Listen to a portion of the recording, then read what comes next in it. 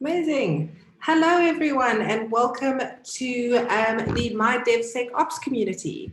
It's actually our last session for 2019, so if it's your first time joining us, welcome. There'll be definitely more sessions to come in 2020. Today we're actually joined by Liran Tal and a few guests from all over the world. I think we've got someone from literally Singapore, Thailand, Australia, Ireland, and Boston. So we have covered every part of the globe, I feel, for this panel. So definitely a lot of different perspectives. But before we get started, quickly want to introduce myself. So my name is Sam. I am the community manager here at My DevSecOps, and the one that works behind the scenes to make everything happen. So if you have any questions, concerns, if you want to suggest topics, be a speaker, I'm the human you look for on our Slack community. Slack's actually the best way to interact today. So if you're not part of the Slack community, if you jump onto mydevsecops.io, and join Slack, you can actually post questions, interact with the rest of our community, almost like a meetup face-to-face, but just globally online. So jump into there. If not, obviously you can comment on the YouTube comments as well. I'll be watching those if you have any questions. Pop your questions into the panel and we'll get those answered for you. The other thing to sort of just mention is if you are watching, there's a little cog on the bottom right-hand corner of the screen. If you turn your resolution up to maximum, it's the best way to view today. And then I think other than that, that's enough from me. I think you're all waiting to get started. So I'm going to hand over to Liran to introduce the panel and to sort of get the questions answered. So over to you, Liran. Welcome. Oh, thank you, Sam. So before we get started, maybe I should start with a small disclaimer. So first of all, as Sam said, we have people from different continents. So this means that like for Mohammed and Stefan, it is 2 and 3 a.m. So, you know, maybe think twice before you get those security advices. For Sarah, it's like a 6 a.m. thing in the morning. I know that I do not operate well in those hours. So, you know, just a small disclaimer. But anyway, yeah, so let's get started. I'll do a short introduction, going through like a roundtable between people, and then everyone can just chime in. But first off, we have Stefan, who's a professional white hacker, founder of Guardrails. It's a security platform that allows you, I think, to do some DevSecOps thing that we'll probably mention a bit today. We have David Gonzalez. He's a DevSecOps practitioner working on many projects at Nearform, coming from Ireland. Stefan is in Thailand right now, so that's 2 a.m.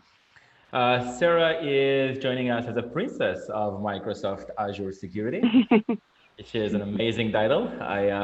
Maybe we'll dig into that. 6 a.m. right now, Sarah. It's very brave of you to Yeah, that's right. That's why you can't see my face. Makes a lot of sense. Mohammed is joining us from, what's that, Singapore, 3 a.m.? Yeah, it is 3 a.m. Hi, everyone. Another brave person. So Mohammed is doing practical DevSecOps, and thank you for joining us all in those weird hours.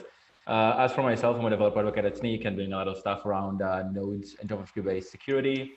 So I wanted to, let's just kick it off. I wanted to basically have this panel of experts around some practical DevSecOps advices. So we all kind of venture into security into some extent in terms of like, sometimes we do it within a pipeline, sometimes it's security working groups.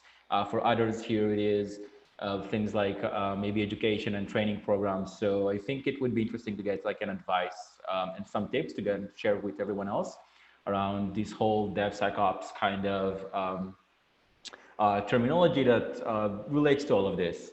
So if anyone wants to chime in with any take from your end, that's amazing. If not, I have some topics I'm happy to kind of run through.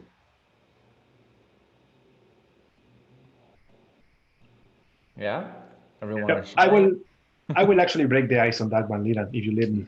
Awesome. Go ahead. I think I replied to a few of your tweets recently, and one of them was about people. I think the people is the center, the beginning and the end of every single security problem. Like many companies try to fix the security processes by basically adding more tools, but if you don't fix the people, the tools will make no effect whatsoever. So that is my approach usually into security.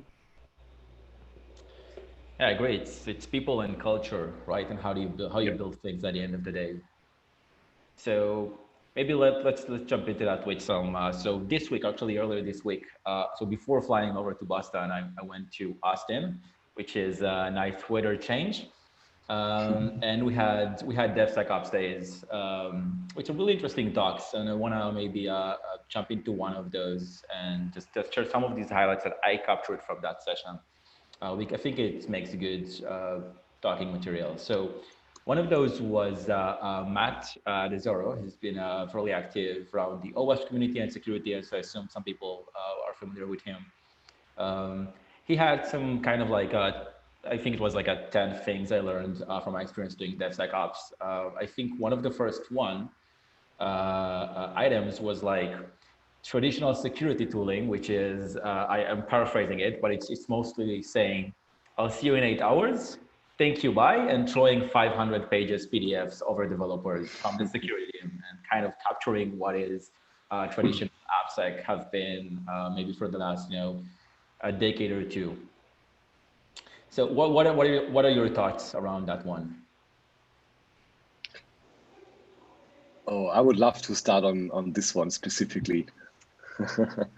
Yeah, I think that's one of the things that I've also seen in my career being a big issue, right? Because ultimately, tools to test for security issues are very important, but traditionally it was always more important to find everything that's possibly wrong with a code or with an application, and the hit of all that noise is typically taken by developers. So like you said, it takes 8 hours to get the results, and then you have 500 pages of PDF reports. That's actually a big issue, right? Because nobody has time to actually look through that, and it's just becoming noise at that stage. And all of you have ever had a tool in the pipeline that generates a lot of noise. It's really something you just start ignoring, and maybe the tool will still be in the pipeline for compliance reasons, but nobody actually takes any action. So I think it's now is an interesting time of the next generation of security tools that actually focus on removing this huge amount of noise from developers and providing very much curated rule sets and curated results with a high level of accuracy to developers at the right time, ideally in real time. Yeah, I agree with you, Stefan. I think also the tools that we use, like traditional security tools, they do not work on modern environments. Like the other day I was talking to a colleague and I had a very good example, like, well, in my opinion, a very good example that someone else needs to say it. So basically, when you go to the doctor, when you go to get some surgery, what happens is the surgeon has all the information that he needs about you. He has all the tools that he needs about you. So you cannot imagine anyone going to a surgeon which is going to perform surgery and you say, no, sorry, you cannot use this because I don't trust you with this on hand. You cannot know my medical records because, sorry, that's private information. So why do we do that with engineers? Why, instead of just kind of fitting a wall between the engineering and the systems, why don't we just make them accountable for the system? The same way that we exercise DevOps, we should exercise DevSecOps by making everyone on the team accountable for the security and responsible for it. So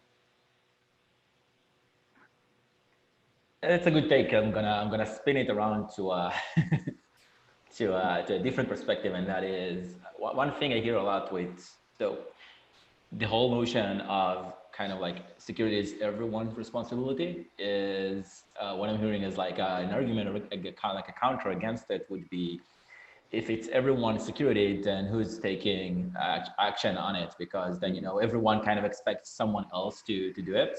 So when you throw something around, like, do you get that at the places that you've been working on with implementing security tooling? Well, I think the problem is, you see, I'm a consultant, so I'm only for a few months in a project, so I don't see the evolution. But I can give you another good example on that. So I'm actually a part-time lecturer in college, it's a city college here in Dublin. And one very good exercise I do with my students is, how would you store a password on the database? And then they tell me, yeah, you store it in a table and then you blah, blah, blah. And then I tell them, you store it in a table and you leak the table, you are going to miss like millions of users, like are going to be leaked on the internet. Then I explain them, oh, you could use a hash. And then they are like, oh, yeah, that's the best possible solution. And it's like, well, if you have a hash, you still can do a rainbow table attack, and then you have a problem. And then they are like, well, how do we solve that problem? And then explain them the salt. And then after that, you can see when they are submitting their continuous assessment practices, like, the typical project on college, which everybody hates, but everybody has to do. Like, you can see how they have used this without telling them or without being on the requirements. Like, you don't have a requirement to solve your passwords because it's only a short span of time, but they do it because they understand it. So I think if people understand security, instead of being the black box on the corner, which is hindering them, they will start using it and kind of like, enforcing security on the process and the tools. So it's the most dangerous thing that I can come up with. It's a security process which does not understand the full flow and goes against developers because they will find a way around and you will be exposed. I'd just like to chime in that. I totally agree. I think in the past we've very much focused on saying, oh, well, we're security and you must do it this way, even if it's difficult and it hinders your job, you need to do it this way because it's very important. But in fact, and as you said, people will always find a way around that. They always do. So we really need to make security transparent if we can, but at least very, very easy. It needs to be the default easy way to do things. Otherwise, people won't do it. Yep. The path of least resistance. That's it. Yeah, I think another interesting aspect would be if you look at Vogels from AWS and Amazon, right? He says you build it, you run it. And it was true because you can't actually give the responsibility and accountability to the other people in other departments. It has to be with their team. And there's another famous saying now that's been coming up from John Willis: you build it, you secure it. And I think this is also going in hand with this. It has to be owned by the team because nobody else knows the details of the application as much as the team. And they have to be empowered to be in charge of making sure that they also secure it. Yep. That's an interesting, proposal on its own. Let's think about it. We have been hearing security is everyone's responsibility from quite a while now, right? We have been saying this from maybe 10 years now. But then I would like to think about it, like what could be the reasons that's not ingrained yet in the company's DNA? How do you put that as a culture for everyone to be worried about it, or at least aware of its implications and impact, I guess? Yeah, I think, and don't kill me for this, security is boring. Like, if you need to write all the regular expressions for the input validation, you need to make sure that there is no output encodings incorrectly. You need to make sure that is very tedious. And people is like, yeah, that's not super glamorous. So I prefer to just build a REST API in 25 minutes and make sure that it's delivering value to the business. It's not seen as a value or as a neighbor of other tools. Like, in reality, security is a price to pay to be there, but usually it's not something that will deliver value. If you ask to a CTO, what do you prefer? Deliver a new feature which is going to bring back like X amount of money every month, or make safer what is at the moment running in production? I can tell you the answer 99% of the time. So. Yeah, so I'm gonna jump on that, and I'll take it maybe to another takeaway that was from Matt's talk, and I think it kind of relates to what we're saying here. That is, so one of those actual key takeaways were drive down complexity, which is make it easier to secure things. And I think if we look at it, I guess, from like a developer perspective, so if enabling two-factor authentication is like really a simple thing for you, you probably want to do it. If integrating some tool or running through some process to make sure that your app is secure, and it's like easy, and do not add complexity to do that, either from like an end user perspective or from a developer perspective, then people are going to adopt it. It's much easier to do it. And I've been having some talks about it with Omer Levi-Hevroni. He's from Saludo. He's also doing a lot of DevSecOps kind of things at Saludo. And it's been kind of like a repeating theme for us when we're talking about security. Like, how do we make it more accessible for devs and users? Once it's more accessible, once it's easier to grasp, people will just follow it. There's an obvious ROI in terms of the risk that you will mitigate, and if it's just easy to do it, why would you not do it? Then it's just a Yeah, I can give you a very good example on that. For example, AWS, everybody more or less have worked with AWS, right? So then you have your AWS credentials. That to me is the ring fence. So anything you can access with the AWS credentials is a security risk. So you make sure that they are very well protected. But then we have companies like, having VPNs, we have SSL between services in a Kubernetes cluster. We have like super weird policies on what you can create and what you cannot create. But nobody has training on how to protect these credentials, and you can see them on the machines of the engineers, and you can see them like sometimes accidentally in Git commits, and it's like, well, there is a very low-hanging fruit in there that it's easy to fix, but you are focusing on much more complex things, which probably are not going to be ever an attack vector. Like security itself, I think it follows the rule of 80-20. Like 80% of the work will take you 20% of the time, which is the basics, what you mentioned in Lyron. And then the other 20% is going to chew away 80% of your time. And that's where you really have the low value in there. There's no such thing as perfect security. There is reasonable security always, like depending on what you're working. Yeah. And actually, I would like to add an interesting quote. You've all heard about perfection is not if there's nothing left to be added, but if there's nothing left to be taken away. Mm-hmm. And I actually think this should apply for security. And this goes also back to initial question on the 500 pages of PDF reports, right? Because that's not the nothing that can be left, that can be taken away. That's really everything that could have been added to it, which is causing all of the problems we have. Yeah. It's an interesting perspective indeed.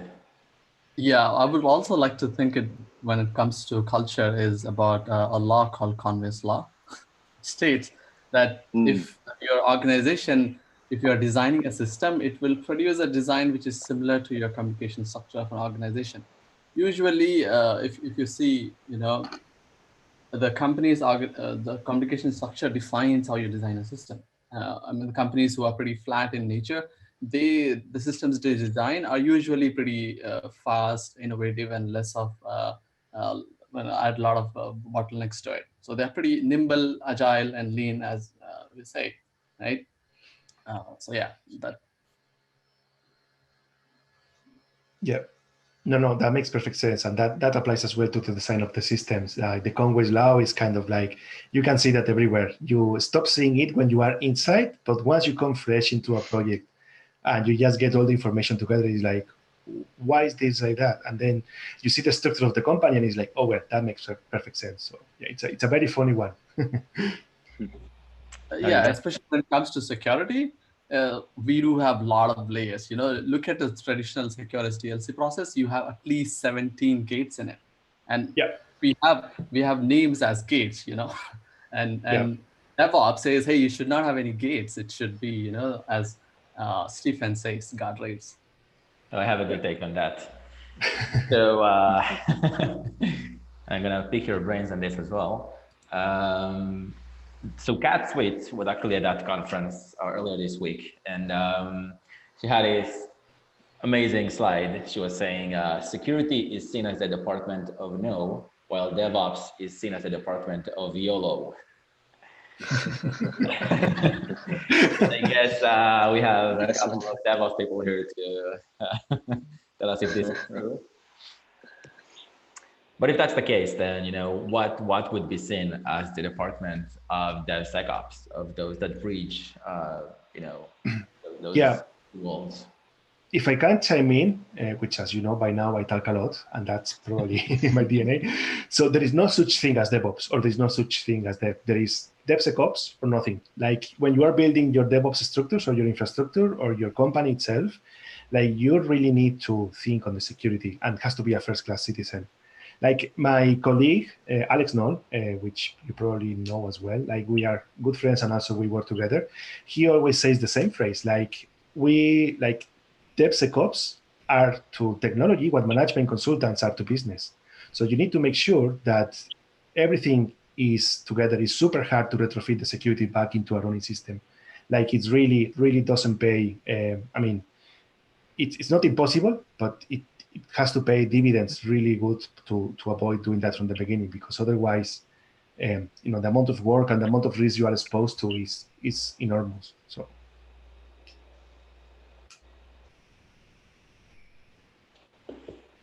So we have a princess on the line. I'm wondering what she thinks about pushing security in the pipeline. See, I think everyone covered most of the stuff there, to be honest. That's why I was staying quiet. I think security in the pipeline is a difficult one, though, because it depends what you want to push through your pipeline, to be honest. And therefore, I think it's one of these things that's very contextual, which is why it's difficult. I think there's always some principles you can follow on it, but it does depend essentially what you're planning to deploy, which is why I don't think we can say, you need X and you need X and you need X and then you'll be fine, and actually be able to cover lots of people, which is why it's a topic that is tricky, I would say. So of course, I think. Oh, sorry, was someone going to say something? No, go ahead. Yeah, so I'm just, yeah, like, of course you need it, but, and also the other thing with pipeline is you can, of course, like, you can layer upon layer upon layer upon layer of security checks and controls in a pipeline. So it's how far do you go with that? I mean, you can go crazy to the nth degree as well if you really want to, but, balancing that with functionality and cost can be tricky. So yeah, how far do you take it that's practical as well? Yeah, I'd say the security on the pipeline is the emergency parachute. It's what saves your life if something goes wrong. But your normal process, your normal falling from the plane should include the measures to stop problems. So that's, I think, it's a good summary on that. Pipeline though is not after you deploy necessarily. So it's, would you see that as an emergency or something that is still somewhere there in the SDLC, kind of making sure you're not doing fuzzy things? Well, yeah, I think it's, sorry, go ahead. No, so I just want to add here, because I think the pipeline, in order to understand the benefits of the pipeline, we have to understand where tools are really good at. And there's a famous quote saying, tools can identify, if you put all the tools that exist out there in the world right now, you can identify 50% of the security vulnerabilities out there. The other 50% have to be identified by humans. So I think where pipelines are really good at, and where automation can really come in very handy, is where some of these low-hanging fruits can be automated away or can be very easily identified through this automation, so that the humans can actually focus on the more high-impact issues that tools cannot identify at this stage. And this is maybe something that in the next couple of years, through the advance of machine learning, artificial intelligence, this domain will become smaller and smaller for humans. But that's great, right? Because we want to focus on more high-impact issues that tools cannot identify. And so if the pipelines can actually get rid of all of these other, all of the other issues that we don't want to identify, the 1001 cross-site scripting, for example, then that's fantastic, right? Because then we can focus on the more high-impact issues and don't have to deal with these things that can be easily identified through automation. Mm-hmm. Yep. And since you mentioned, go ahead, Mohammed. Yeah, sure. So I would add to. Go ahead. Okay. So I mean, I just say, I think I'm not sure. I haven't seen the 50% statistic myself, but I think it is possible. But again, it depends on how you're set up and what tools you're using. It is possible to get higher than 50%, but I absolutely agree that. And I also would caution using the word the domain is getting smaller. I think more focused is better, because certainly we're always going to have people look at the more interesting or complex or new threats or vulnerabilities. But definitely, I think if you're like looking for security vulnerabilities, I think it's exciting, because it means you'll get to work on actual different things and interesting things, and automation takes the noise out. Hopefully. Yeah, I think okay. No, Mohammed, please go ahead. Sure. So I would like to, step back a bit and think about it from a different perspective as well. DevOps has these principles, core principles called CAMS, culture, automation, measurement, and sharing. Unfortunately, we tend to keep on focusing more on automation side of thing without thinking about, as Stephen was mentioning, their pros and cons. And to be very honest, and please don't quote me on it, I personally think that 90% of the existing tooling in the market, especially security tooling, is not fit for DevOps pipelines. And that's a sad reality. Like Stephen and I think Matt was saying about tools need 8 hours to run. And like, do you think developers would be waiting for you for 8 hours to finish the pipeline? But again, that's a sad reality. We have to, as Stephen was mentioning, identify what tool fits into what process. For example, static analysis is pretty good to start with. And if you can set it up your tools properly, it can finish within maybe, let's say, 10 to 15 minutes. And personally, I have this criteria which I defined called DevSecOps gospel. And as part of that, the criteria one says that your builds, the security tooling should not take more than 15 minutes. And again, I'm being very gracious there by giving it 15 minutes. It's usually less than that. Maybe like 10 minutes would be way more than what you can expect in a pipeline. So yeah. So again, as I mentioned, like when I really talk about DevSecOps, people usually say, okay, are you talking about security tooling? It's like, nah, sorry, it's just 1/4 of the entire process. The culture, automation, measurement, and sharing. And I think we need to stop looking at DevSecOps from a tooling perspective, but also consider. I'm sure we need tooling. We have been using security tooling for a long time. But then we also should be looking at, hey, would it be fitting nicely in DevOps pipeline without blocking developers from innovating at the speed of DevOps? I'm gonna be the one disagreeing here.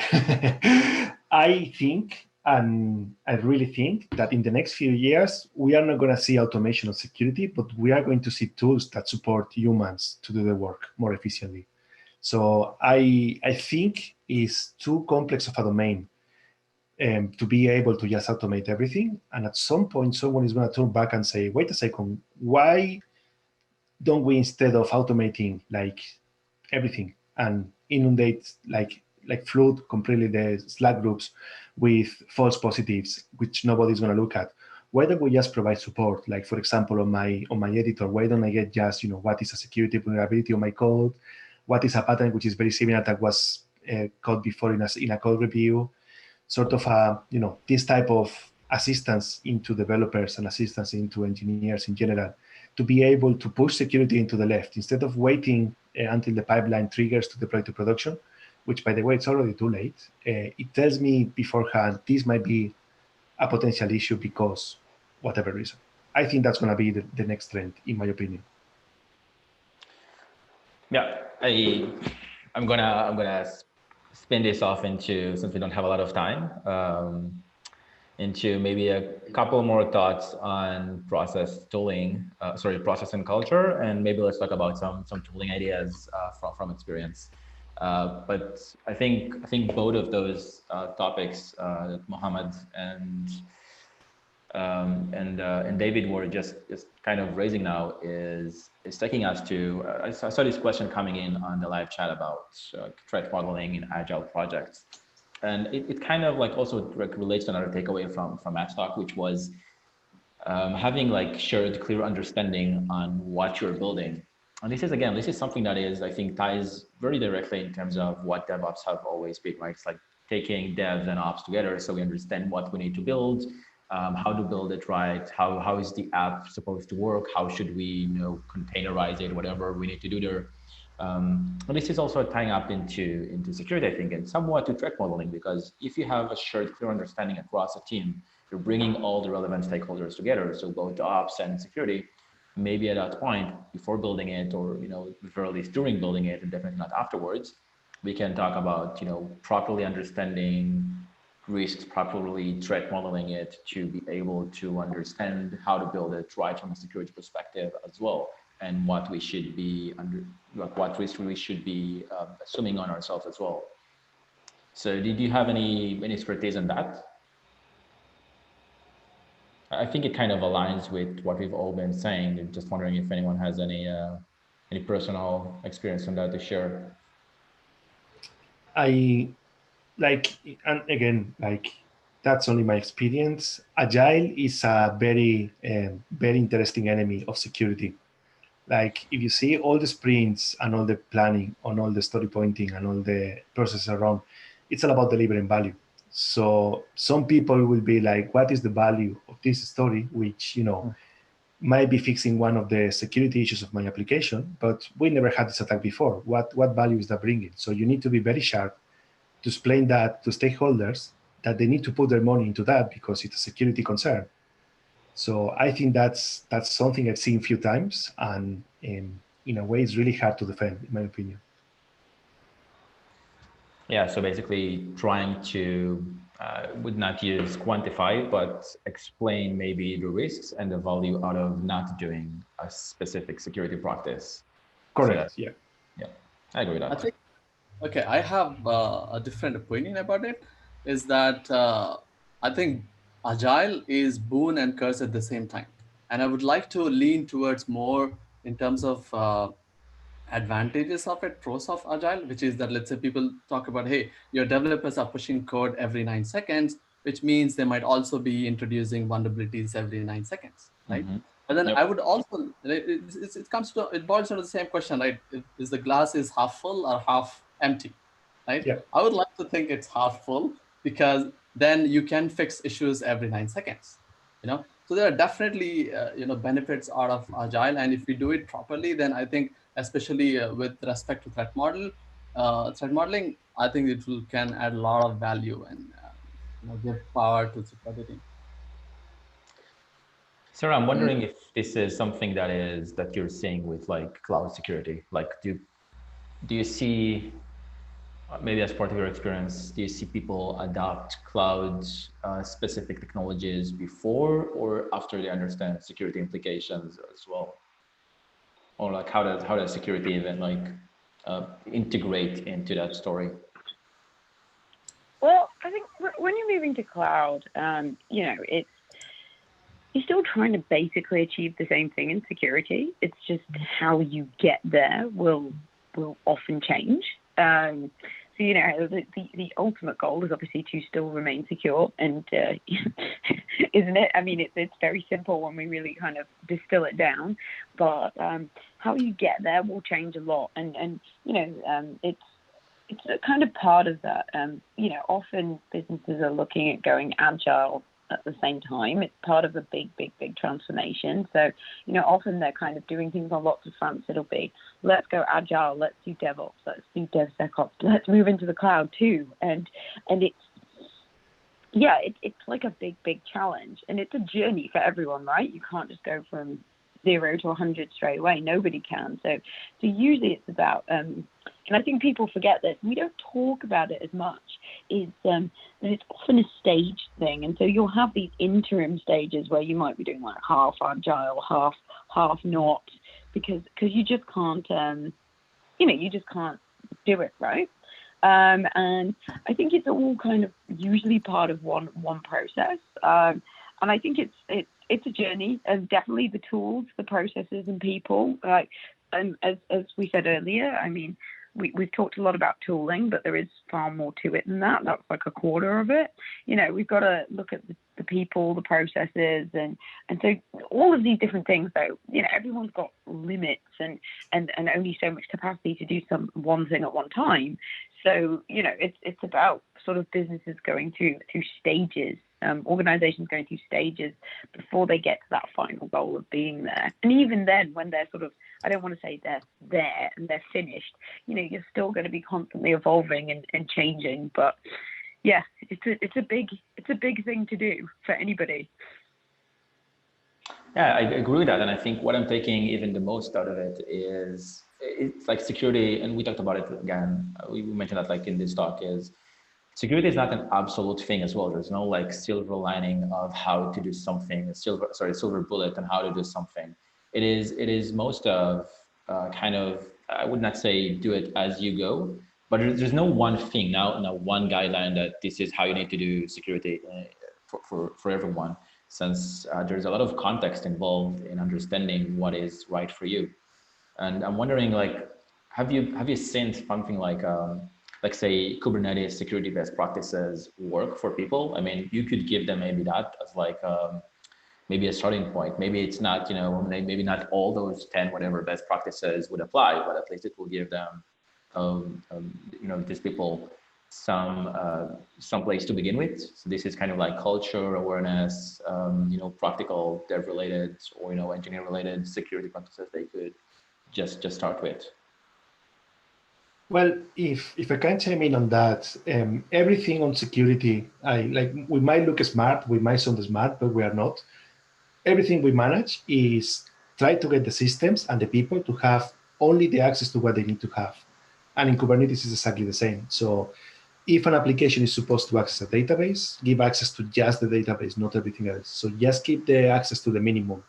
And that's already 80% of the work. So aside from that, like again, if you're running applications as root, again, it's an access problem. And if your pod is able to mount volumes from the host, it's an access problem. So it's all, analyze your system, analyze your application, and see what is the minimum things that they need to access, give the permissions, and blacklist everything else. That would be my approach to every, like to secure, for example, a Kubernetes cluster or secure an infrastructure. It applies as of a software. Like you see, 90% of vulnerabilities is just incorrect level of access to some sort of resource or up to a certain extent.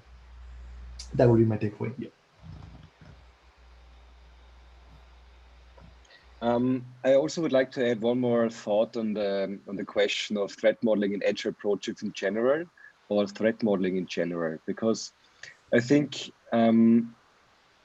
many times when we deal with threat modeling, if two different people do a threat model, it's going to come up with two different results.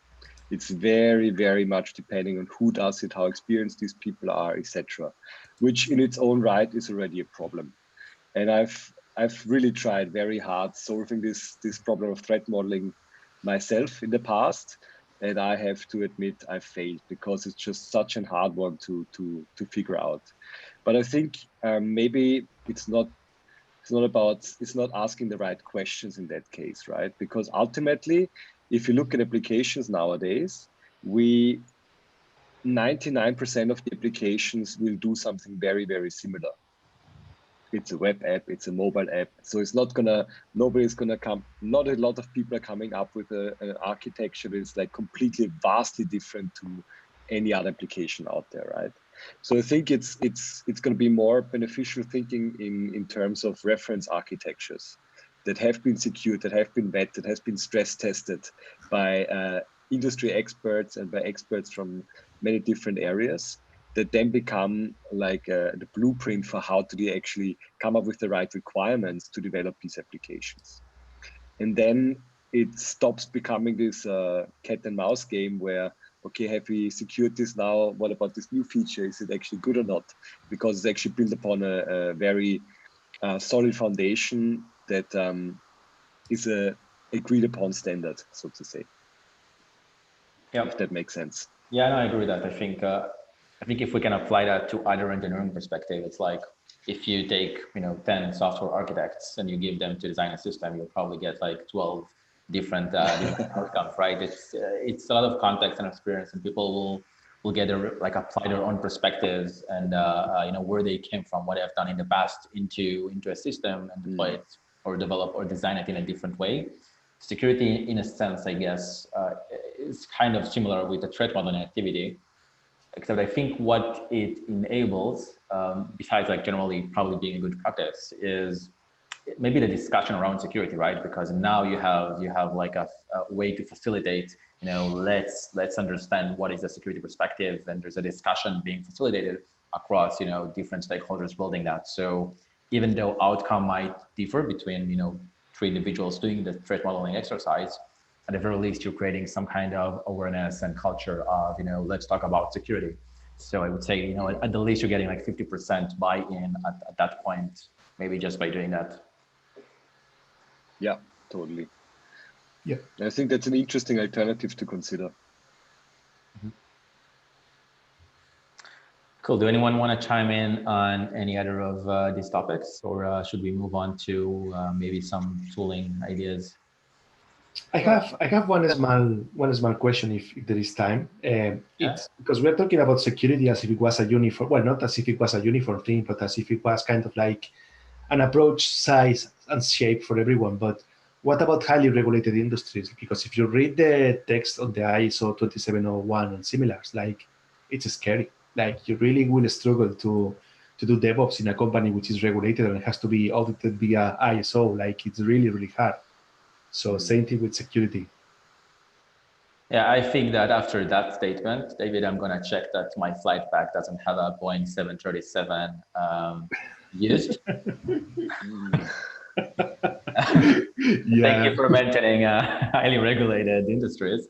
I think it ultimately boils down to what business wants to do. And then even banks who are highly regulated, they are innovating at a faster pace now. They look at Monzo and then look at Capital One. They are doing security, I think DevSecOps, DevOps, whatever you like to call it, in a very highly regulated environment. And we have been seeing this, right? For example, before DevOps, there was Agile, right? And before that, we had waterfall model. But even banks are now Agile these days. Yeah. So I think I it's a agree. bit, yeah. Yep. Right. So I did want to get out of this talk with maybe some kind of like takeaways from your experience sharing with everyone else. Maybe I'll start with a couple of my own, and then we can do like a round table between everyone else. So I will take it to the tooling perspective and just share some of that experience of basically been working during summer with some open source projects, Verdaccio, and just invited a talk with Juan Picado, with Daniel Roof, with Sergio from that project. So all working on open source project, building kind of an NPM local proxy mirror thing that you could use.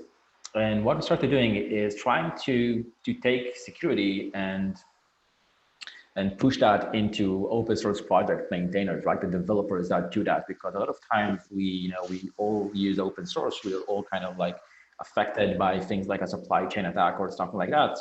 And one of the things that we wanted to do with that project is see if we can, just follow some kind of best practices. So few things that we did, immediate takeaway that you can do is, first of all, making sure everyone on the project has 2FA enabled, on NPM, 2FA enabled on GitHub, making sure that the developer kind of hygiene is doing like basic security capabilities as well from like their developer perspective. And the other two things that we try to do relate a bit into the DevSecOps or the DevOps pipeline. If you wanna push it like that, one of them is, first of all, we had introduced a pre-commit hook that allows you to check that there's no sensitive things being committed into the repository, which was tricky. Implementing it like technical perspective of it is kind of easy. Making sure that it's actually in a workflow that does not bother or interrupt too much the developers is a whole different story. So I'm going to tell you that this was a bit tricky finding the good way to do that. And I'm pretty sure that there's still ways that we can improve on it, but we actually do have it. So developers on Verdaccio are now using having like a pre-commit hook introduced to their workflows. And the other thing that we have done with that project is through a bit of a personal research around log files, had able to introduce this thing of like a log file lint, which gives you, again, through either a pre-commit or something that you would run on a PR, such as on a DevOps pipeline or a CI build, you would be able to like ensure that your log file, from a static code analysis kind of thing, does not have any weird things in it. Everything is a trusted source or trusted authority. You can set it up in different ways. But again, this goes a long way, I think, in terms of like open source maturity in how they embrace security, because running whatever npm audit or sneak or something like that is one thing, but then integrating security into a project from a developer perspective is, I think, a whole other thing as well. So these are some of my takeaways in terms of, just immediate tooling or, just practices that you could go ahead and do for open source projects. Welcome to anyone else to just share their own as well. Like, for example, for me, if you cannot draw your security strategy in a single page, it's wrong because nobody will be able to understand it. So you need to make it as simple as possible so that you can fit it in a very small space and everybody will be able with one site, make sure that they understand what's going on. And that doesn't mean completely define everything on that page, but the high level architecture of your security should be captured in a very, very small portion of paper and should be able to be explained by everyone. That's, to me, I think simplicity is the most important thing, because if you end up going into a very complex security pipeline with very sophisticated tools and very kind of like very complex process that nobody really understands or nobody really sees the end of that, it's going to be like completely ignored and people will find their way around. Whereas if you just tell them you need to do input validation, output encoding, and make sure that you use prepared statements, that's going to be probably about 60% of security in an application. And that's like, what, 3 phrases? So that's the type of information you need to capture in there, in my opinion. And I would also just like to echo there. Oh, sorry. No, please go ahead. I'd just like to echo there. It is really, simplicity is really important because simplicity and consistency is the way forward, because it's the only way that people will understand what's going on. And that's not to sort of, that's not a slight on any users or businesses. It's just that when you're looking at big, complex environments, or even smaller ones, if it's not consistent, people can't understand what's happening. And then you end up with gaps, and that's how we end up with security issues. I mean, it's not a new concept, of course, but I think in these sort of complex hybrid environments and with, everybody's data all over the place now, in on-prem, in the cloud, etc., you've got to try and do it that way. It's the only way. Yeah, I think, totally agree. I agree. Please yeah. go ahead. Yeah. So from my experience, I think a couple of things which drastically improves DevSecOps tooling is that we should not fail the builds, at least when they are maybe at maturity level 1 and 2, because as Stephen was saying, he was indirectly pointing to it, okay, SAST and other toolings are notoriously known for false positives. So we have to be mindful of failing builds of our developers based on our tooling data, unless we have written custom rule sets to get rid of false positives. It's a sure recipe for disaster if you fail your builds. So I think that's one thing I definitely saw a lot when it comes to security pipelines. And then definitely try implementing baseline scans in development pipelines, and then maybe have full-blown static analysis, dynamic analysis scans on like QA pipeline. So I think that's one more thing I thought. And then as we were talking about threat modeling, I think right now we have all technological pieces to do security as code as well. So I think trying to convert everything, like how Liran was talking about pre-commit hooks and stuff like that, definitely adds a lot of value when it comes to tooling as well. Yeah, just my 2 cents. Fully agree. And to add to this, I think it should be viewed from a very high level, right? So number one, we've already covered known vulnerabilities in third-party components, right? Which is also called software composition analysis. I think this is a very important part to have included in every scan or in every check of your repository.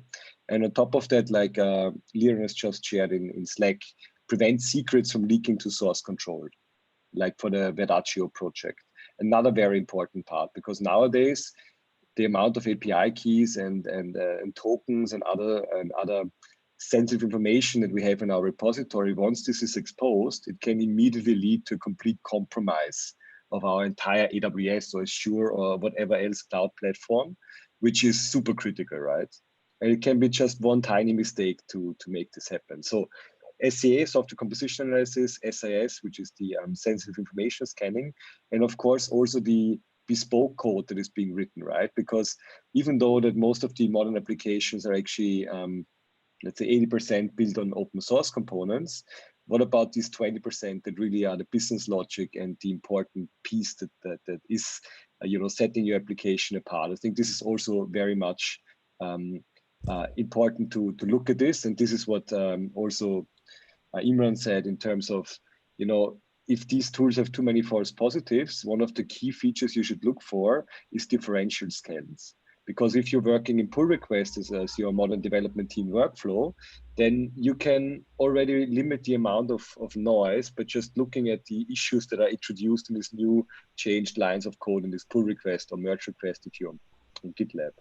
And I think these, if you combine these, you get some very, very good results across a broad range of threats that could be gotchas for your application as well.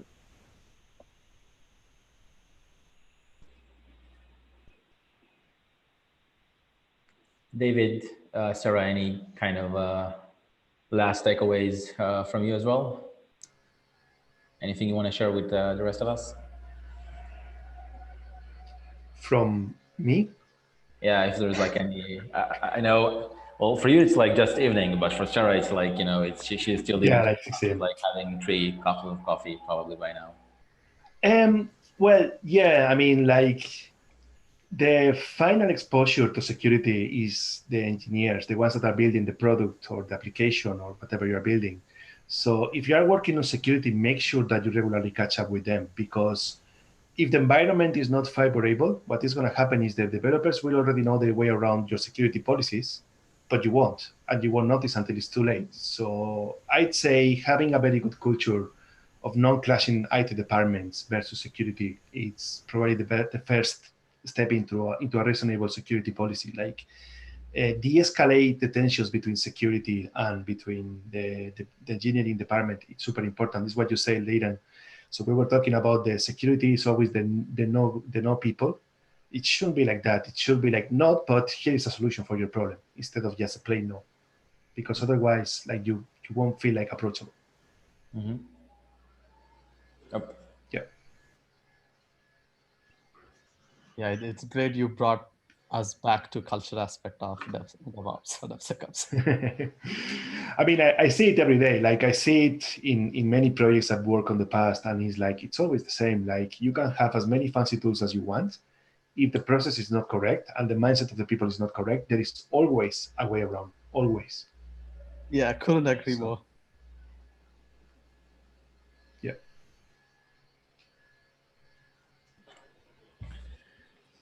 Right, now just curious on whether Stefan and Mohammed are going to go back to sleep or just do a late night hacking something. I'm not Back sure. to sleep for me. Back to sleep for me for sure. Great. Yeah. Okay, All now right. I think I have one question for all of you. You don't have to answer me, but maybe think about it, right? Like everyone is asking developers to do a lot of work. For example, with Agile, people started talking about, hey, we should not be doing QA. We should not have a QA as a separate silo, but rather developers should also be doing, QA. Whatever you call it, XP and or whatever. And then, the design guys also came, hey, UX is very important. It's everyone's responsibility. Security is also everyone's responsibility. The developers should also be doing it. Now, are they supposed to just do development or security, UX, testing? Food for thought. Yeah. I can tell you a really interesting story of that. So in my students in college, they struggle to find their first job because of this. Because 10 years ago, it was okay to be a Java developer. Now you need to be a Java developer and also know React, but also you need to know AWS, and also you need to know security. And the barrier is going up and up and up, but the education is staying there because like the academic world does not really progress at the same time as the industry. So it will take years to catch up if it ever catch up. So yeah, I can see that as well going on around. Like the amount of things that you need to know to be mildly productive is scary. Welcome to full stack developers world. Oh yeah. Okay. Yeah, the orchestra man. Like you see this guy that was in kind of the parties with the kind of the drums, the plates, the flute, like touching everything at the same time. It's like, oh my god.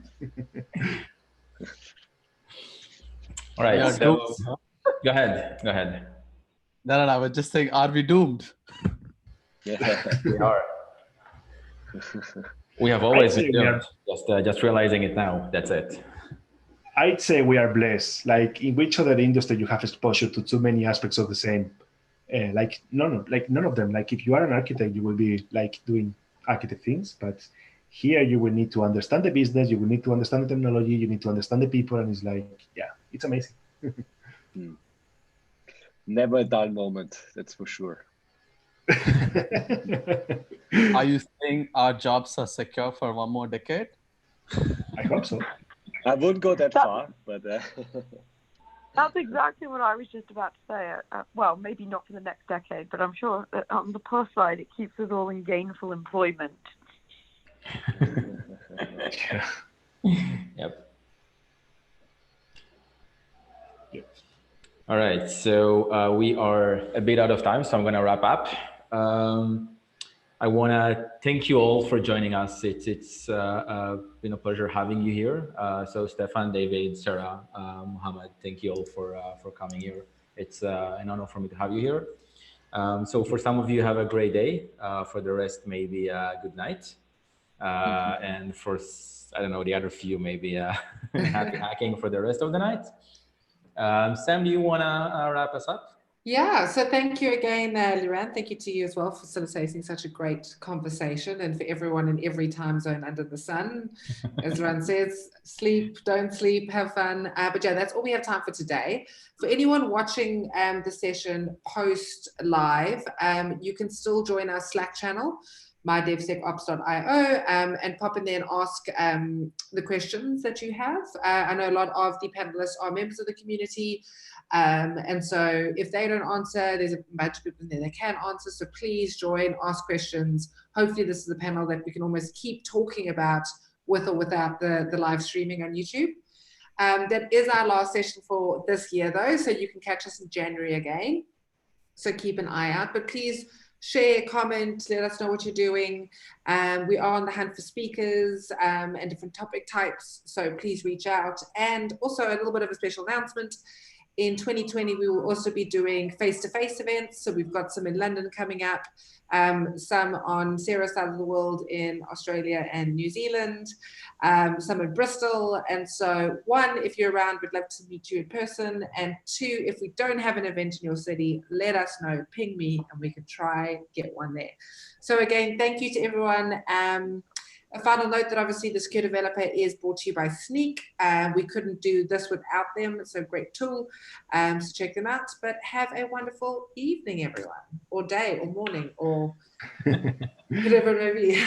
Time zone is hard for every developer. Don't worry, Sam.